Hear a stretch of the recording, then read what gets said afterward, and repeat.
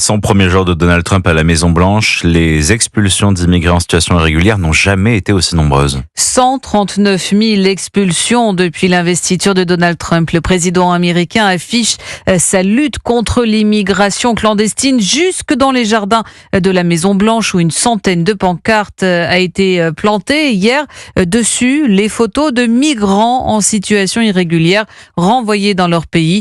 Le début du deuxième mandat de Donald Trump marqué par sa lutte contre l'immigration illégale, Alexis de la Fléchère. Oui, à peine investi 47e président des États-Unis, Donald Trump lance son offensive anti-immigration en annonçant le retour de l'état d'urgence à la frontière avec le Mexique. Décret qui lui permet de mobiliser très rapidement l'armée dans cette région et sans passer par le Congrès. Il s'attaque aussi frontalement au droit du sol.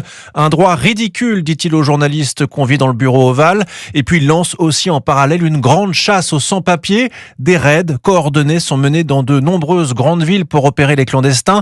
Et Donald Trump prévient, les villes qui refuseraient de coopérer avec les services de l'immigration se verront couper de certains financements fédéraux. C'est le cas de Los Angeles ou encore de Chicago.